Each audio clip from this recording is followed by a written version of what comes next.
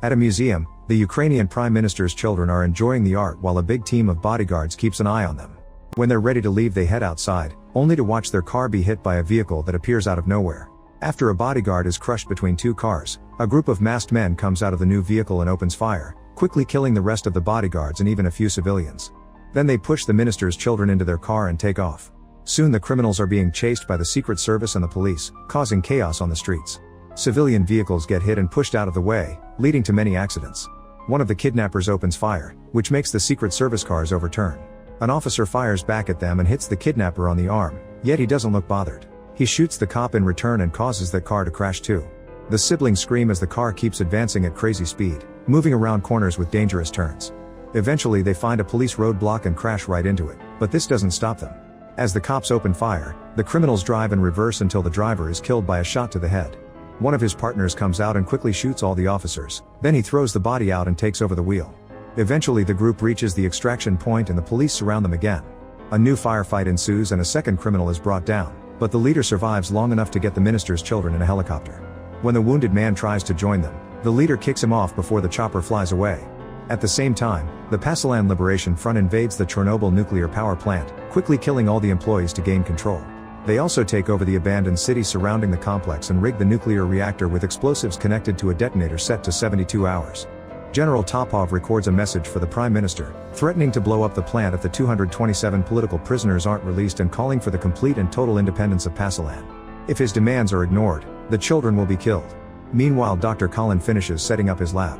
When the chopper finally arrives, Colin examines the kidnapper, asking many questions to check on his mental state. It's revealed he was hit by several bullets, yet he isn't in any pain. It turns out he's an experimental next-generation universal soldier or NGU, a type of lab-made super soldier. Colin takes a new arm out of the fridge and chops off the wounded one to replace it. Later, Colonel Kobe meets with the Ukrainian leader to discuss the situation.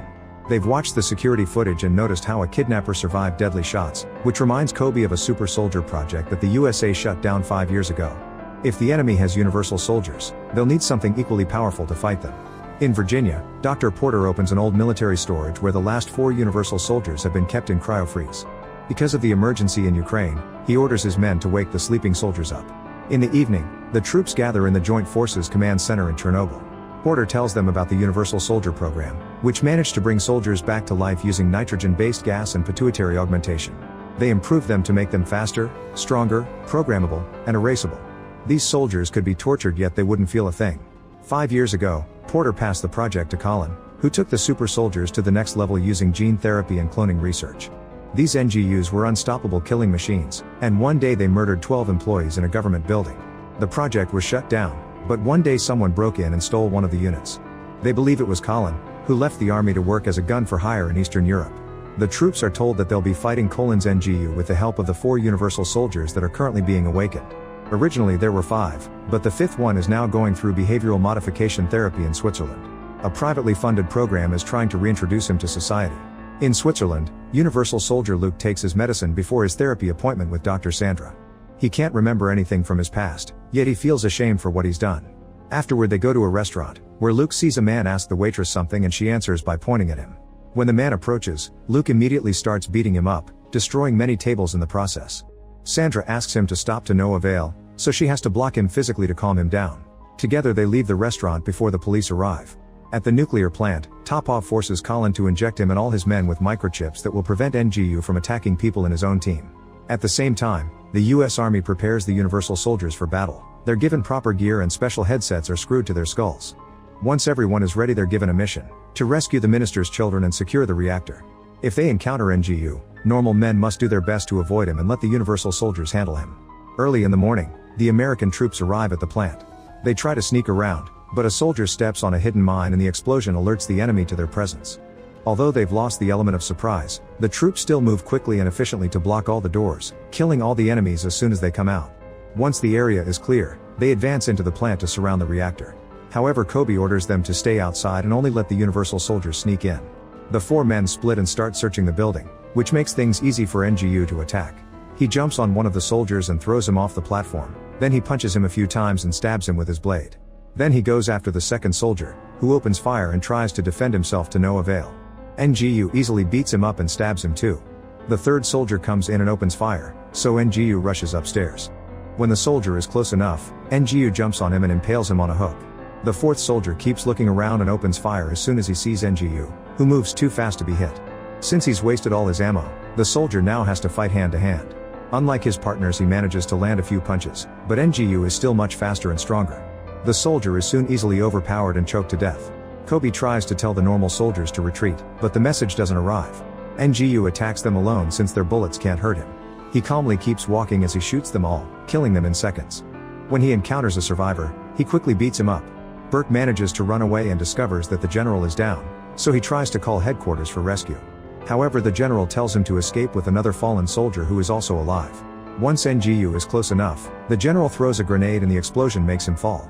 However, NGU recovers quickly and keeps advancing.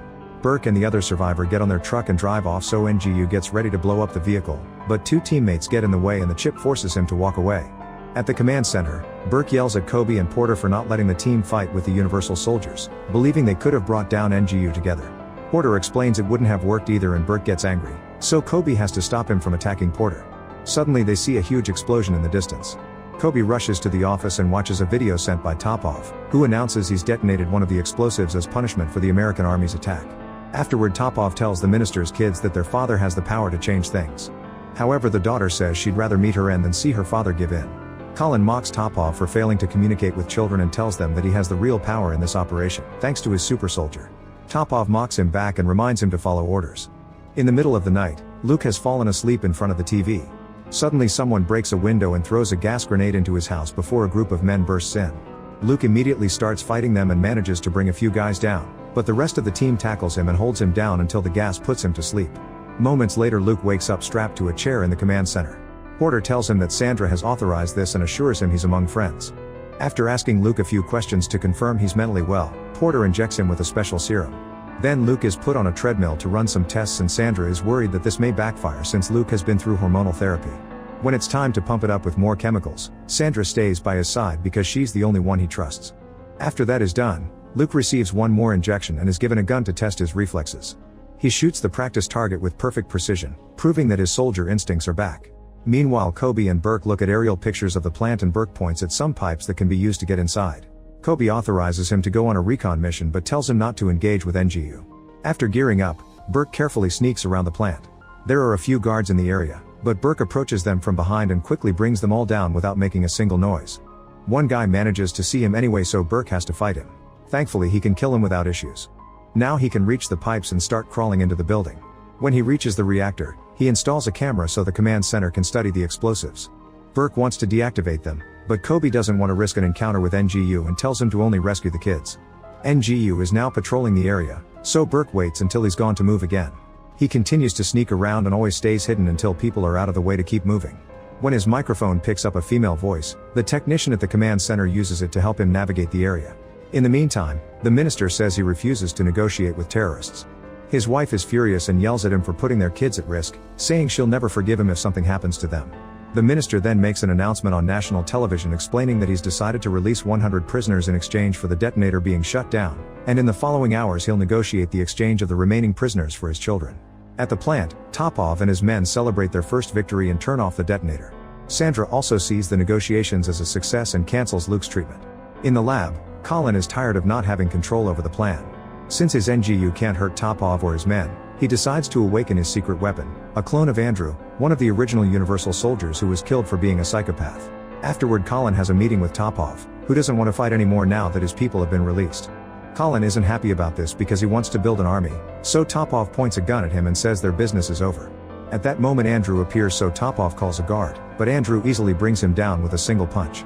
Topov opens fire but his bullets do nothing, so Andrew proceeds to beat him up. In just a few seconds, Topov is dead on the floor. Colin congratulates him on a job well done, but Andrew ignores him. Panicking, Colin tries to give orders, yet Andrew doesn't listen. Instead, Andrew repeats the mental check questions before grabbing Colin by the neck. His strong hands crush the doctor's head until he's dead too. When Colin's assistant comes looking for him, he sees the body and runs away. Then Andrew uses a knife to remove the chip from his head. At the same time, the siblings are using the distraction of the celebration to try to escape. Burke bumps into them and immediately guides them out of the building.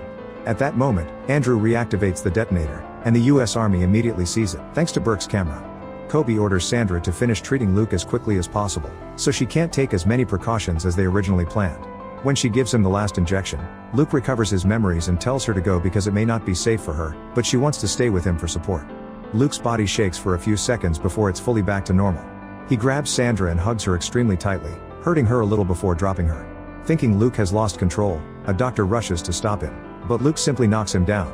Kobe and Porter also come, yet Luke only grabs a weapon and leaves for his mission.